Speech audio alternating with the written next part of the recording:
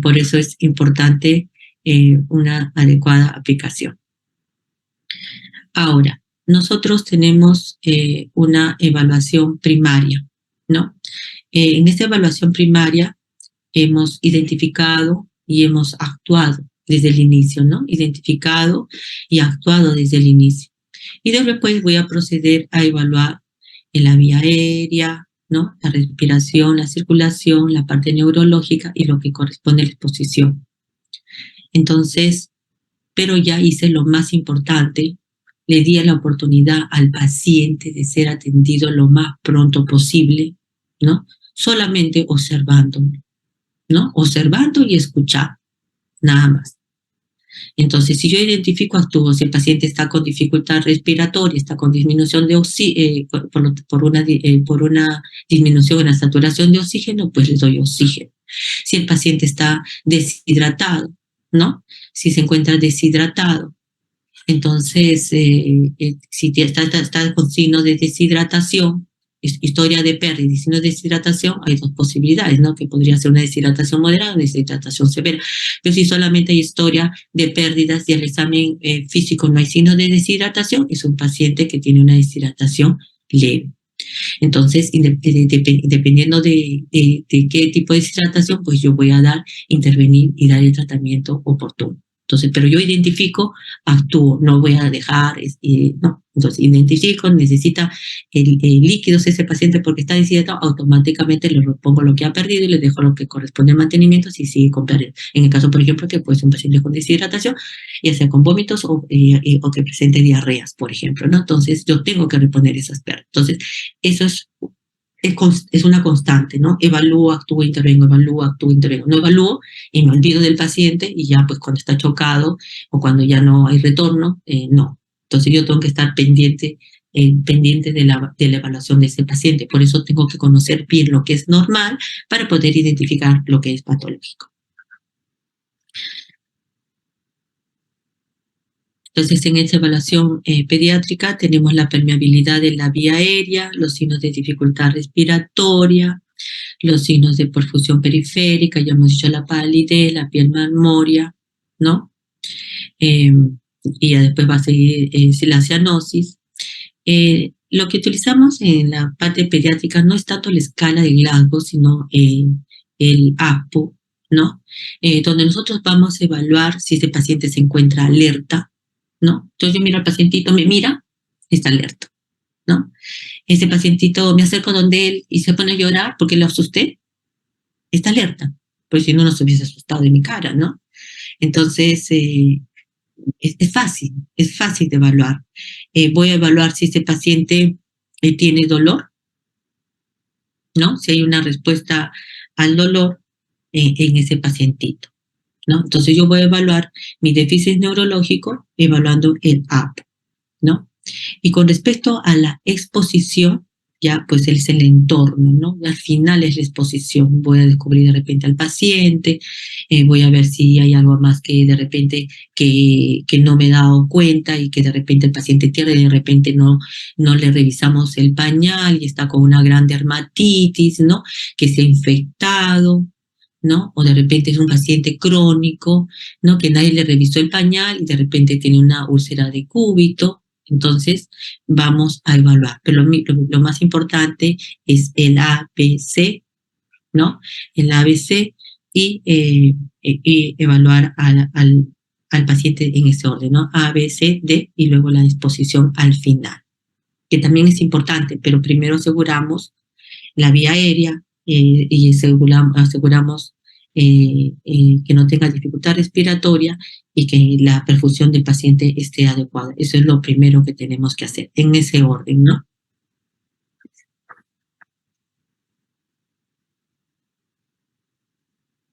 Ya, en la evaluación primaria, la permeabilidad, los ruidos inspiratorios que puedan tener anormales, el esfuerzo respiratorio y por último voy a decir, la vía respiratoria está despejada, es una vía respiratoria que se puede sostener o es una vía respiratoria no sostenible y que se tenga que intubar el paciente, ¿no?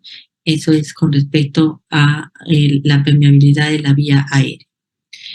Con respecto de la evaluación pediátrica, con respecto a la parte respiratoria, nosotros vamos a ver si ese paciente tiene signos de dificultad respiratoria.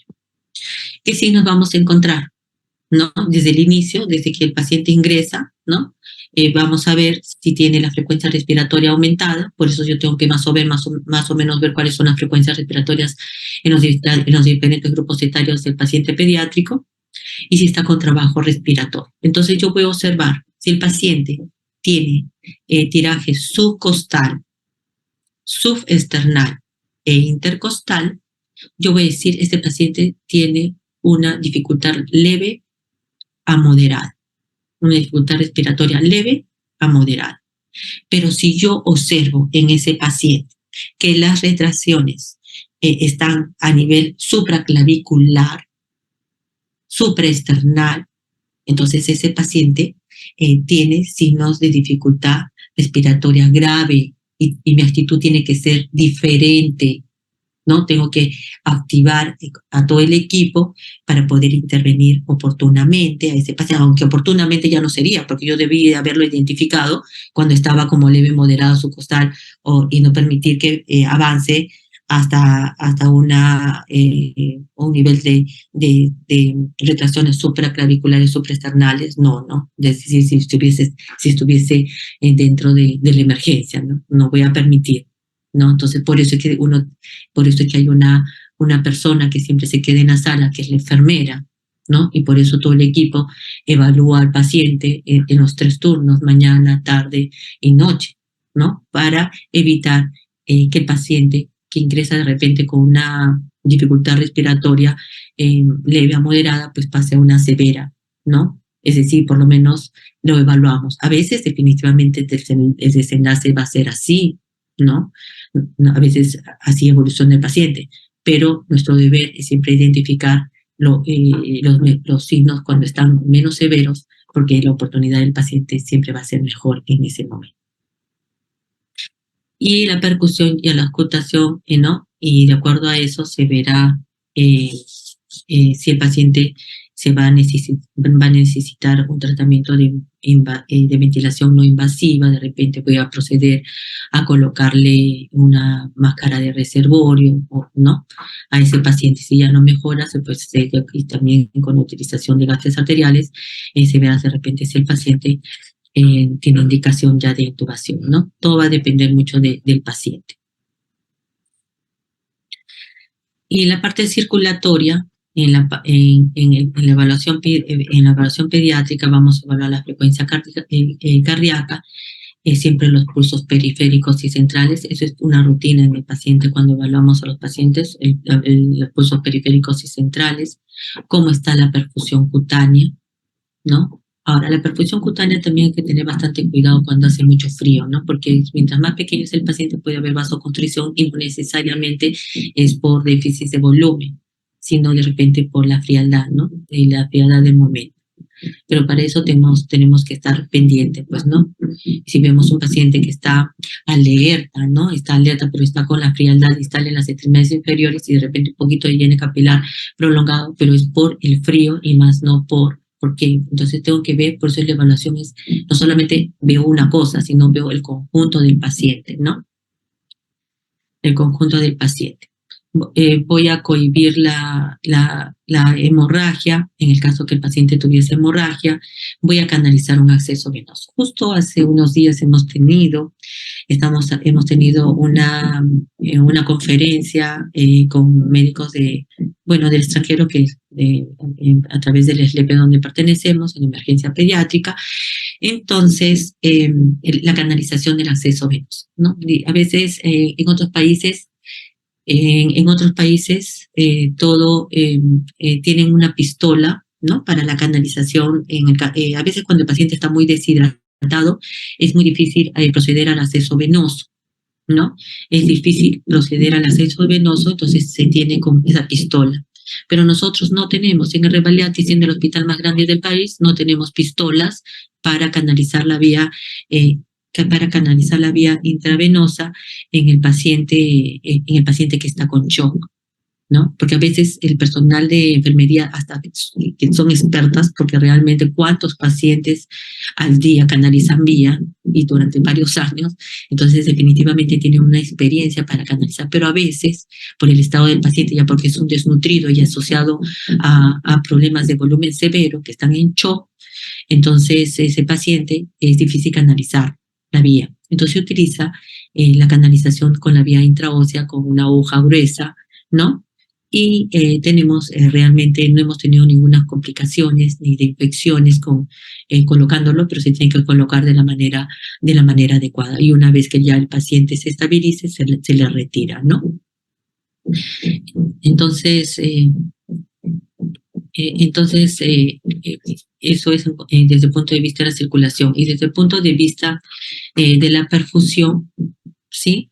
Es lo que corresponde a la valoración, ¿no? Ya hemos dicho con el APU, la valoración no con la escala de Glasgow que tiene más variables y a veces nos olvidamos, ¿no?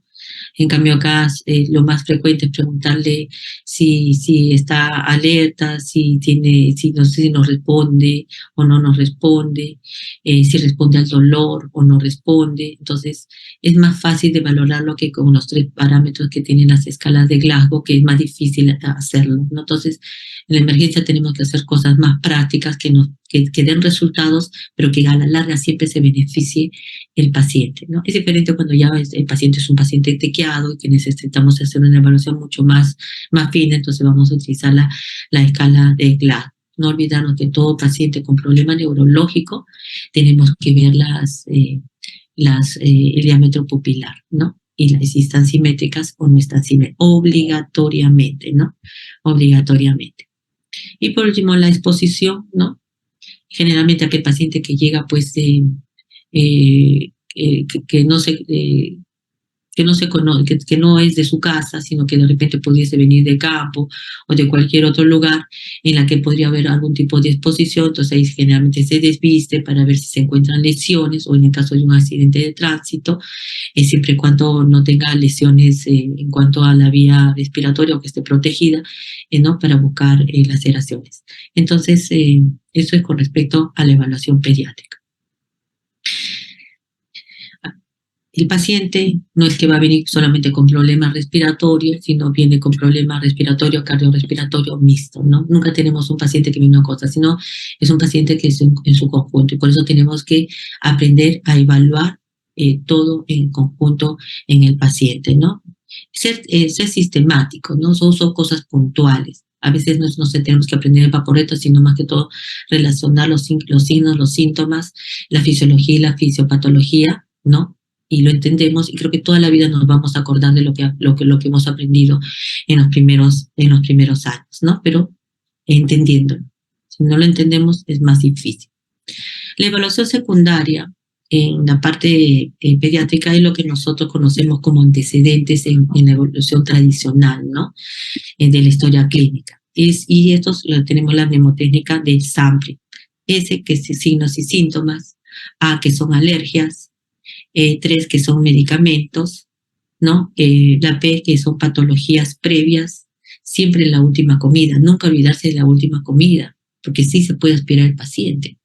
Entonces siempre tenemos que preguntar a la mamá cuándo ha sido la última vez que el paciente ha presentado, que ha lactado, sobre todo cuando el paciente está con una gran dificultad respiratoria o cuando tiene trastorno del sensorio. ¿Por qué? Porque si no se puede aspirar. Entonces, preferir en ese paciente canalizarla a una sonda, ¿no? En el paciente grave se le coloca la sonda porque para evitar esas complicaciones y cualquier otro evento que pueda tener el paciente. Y la exploración física siempre debe ser dirigida, siempre debe ser sistemática, ¿no? Tenemos que aprender a ser bastante observadores, ¿no? Y también definitivamente la experiencia es importante, ¿no? La experiencia es importante, se va labrando poco a poco, año tras año, a medida que vamos envejeciendo. Bueno, y la evaluación terciaria. En la evaluación terciaria tenemos las pruebas complementarias, el diagnóstico etiológico y el tratamiento específico. Nuestras pruebas complementarias son los exámenes auxiliares. En la parte pediátrica, la mayoría de las infecciones son virales, ¿no? Algunas son bacterianas, Y les digo virales porque tenemos ya pacientes con vacunas, ¿no? Que antes no teníamos.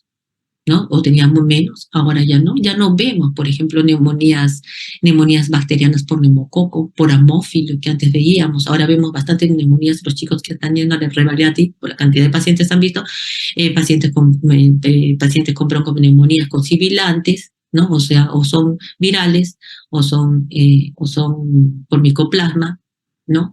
Pero ya ese paciente escolar que venía con una neumonía por neumococo ya no la tenemos, por amófilos de lactante tampoco ya no tenemos. Entonces, esa es la ventaja de la ciencia, ¿no? Y de los gobiernos, además de enfatizar la aplicación de las vacunas en los pacientes. Entonces, pero ya no tenemos esa patología, pero hay excepciones, ¿no? En aquellos hay personas que son aún bastante escépticos a la utilización de vacunas o que no tienen acceso a las mismas, ¿no? Hay pueblos muy alejados, ¿no? Entonces, ahí sí se podría complementar, ¿no?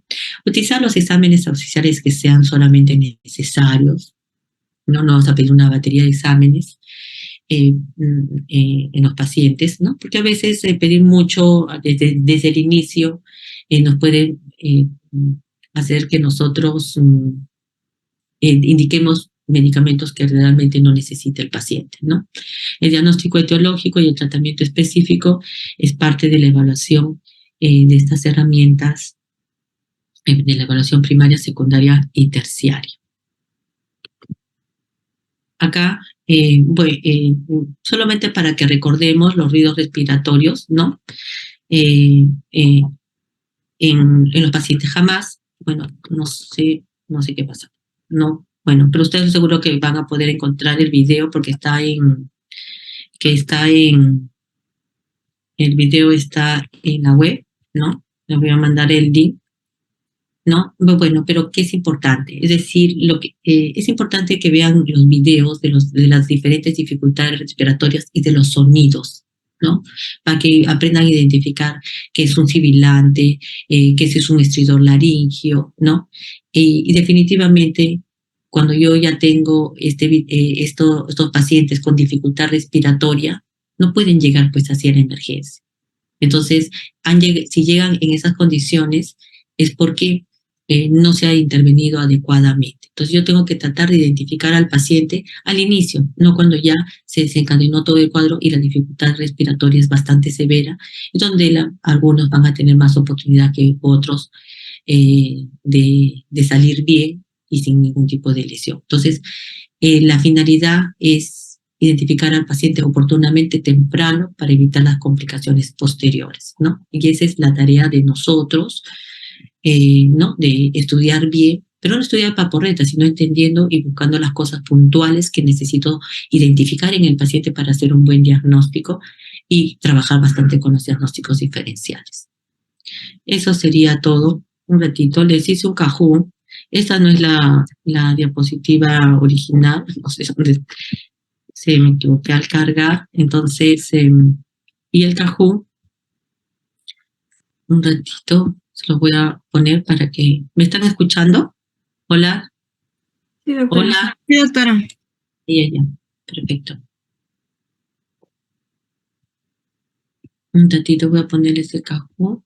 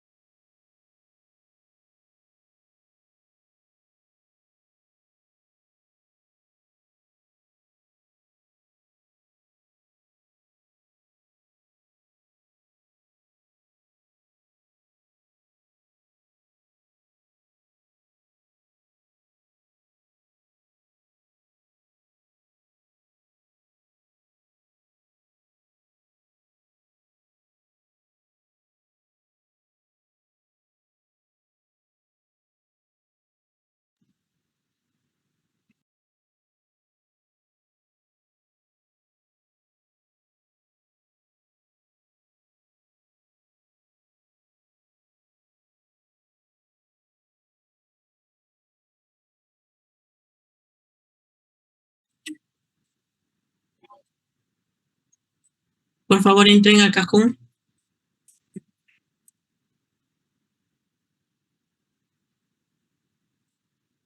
Ingresen. ¿A dónde, doctora? Les estoy mostrando. No se ve, doctora. No se ve, solamente está en la diapositiva que dice crepitantes. Sí, doctora, no se ve. Ahora, este es el código para que puedan ingresar. Doctora, no se visualiza. ¿No se visualiza? Está en el chat el código. El código está en el chat, pero su pantalla lo que demuestra es el PowerPoint que dice crepitantes. Doctora, ¿podría dejar de compartir los PPTs y compartir pantalla, tal vez?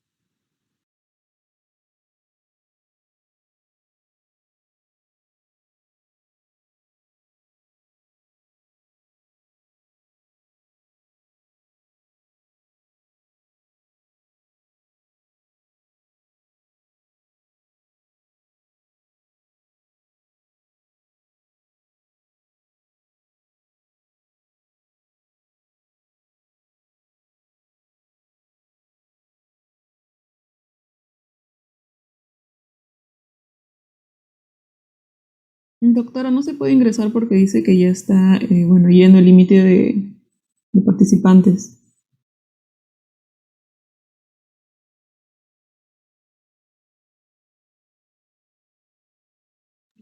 Solamente 10, pero los 10 han podido ingresar.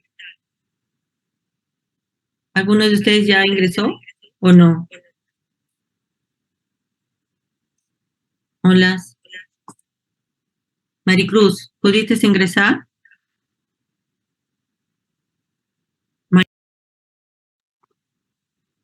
¿Algunos de ustedes que pudieron entrar al Cajú? Doctora, ¿No? yo pude, pero me ha sacado, me ha salido como que como que reconectando, una cosa así. Ya no me deja ahorita. Sí, doctora, yo también pude, pero me aparece que dice, te has desconectado, estamos tratando de reconectarte. Sí, lo mismo, Sí, salió. carga cada 5 segundos, doctora, pero no me sacó. Sí, igual. Pero ahora intenten nuevamente. ¿Nada?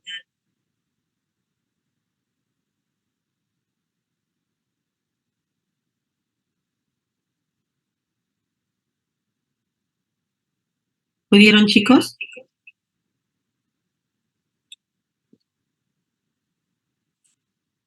¿Lograron, José Luis? Dice, doctora, ya no se puede. Sí, doctora, yo sí estoy. Yo soy José Luis y sí estoy dentro del Kahoot, doctora. Ya, puedes. Ajá, hay cola para unirse, dice. En mi caso dice que se alcanzó el límite. Ya, pero por lo menos los que...